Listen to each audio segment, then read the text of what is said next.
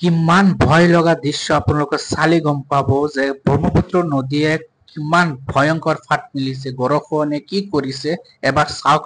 বন্ধুসকল, আমি আহিছো মইৰাবাৰী মৌমাৰা মাতাবৰীত, আৰু মাতাবৰীৰ অৱস্থা চাই বহুত বেয়া লাগিছে। বহুত আপোনালোকে চালেই গম পাব যে ভিডিঅ'টো আৰম্ভণিৰ কৰিছো। আপোনালোকে চাওক যে ব্ৰহ্মপুত্ৰ নদীৰ পাৰত আহি এনেভাবে হাত মুখ ধুই আমি নদীৰ পানী চাওক কিমান ঘোলা হৈ আছে। আমি নদীৰ পাৰত আজি বহুত দিনৰ পিছত আহিছো, আহি পেলাই ইয়াত কিন্তু বহুত ভয়ংকৰ দৃশ্য দেখিব পাৰিছো। চাওক, নদীয়ে ইমান ভয়ংকৰ গৰখহনীয়াৰ ফলত মানুহৰ জীৱনলৈ কি পৰিৱৰ্তন আনিলে আপোনালোকে চাওক।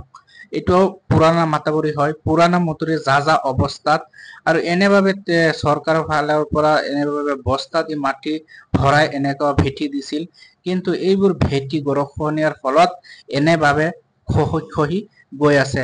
একে প্ৰায়ভাগ এই মাতাবৰীটো যোৱা অৱস্থাত, আৰু চাওক ইমান ভয়ংকৰ ফাট মিলিছে, আৰু ভাগি ভাগি ডেইলি প্ৰতিদিন এনেকুৱা ভাঙি ভাঙি আহি আছে।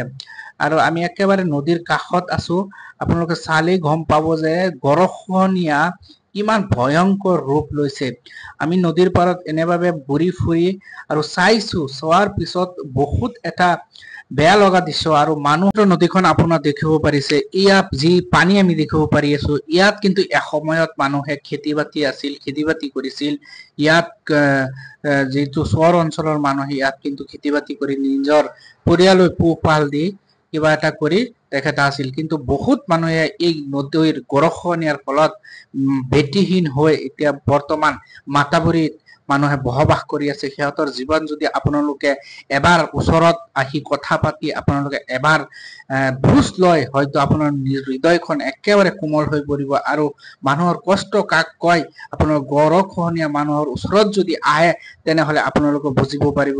আৰু আমি নদীৰ পাৰত আহিছো, আহি পেলাই চাইছো যে নদীয়ে এই গৰখহনীয়াৰ ফলত চাওক ইমান বস্তা দিয়াৰ ফলতো কিমান কোটি কোটি টকা চৰকাৰে খৰচ কৰি আছে মানুহৰ জীৱনটো বচাবলৈ।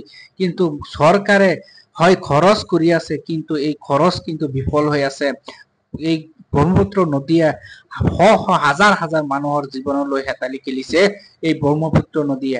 আৰু ব্ৰহ্মপুত্ৰ নদীৰ পাৰত আহিলে বহুত দুখ লাগি যায় যে গৰখহনীয়াৰ ফলত মানুহে এই মাটি বেটি হেৰুৱাই আজি মাতাবৰীৰ ওপৰত তেখেতে ঘৰ সাজি কোনোমতে জীৱনটো কটাইছে।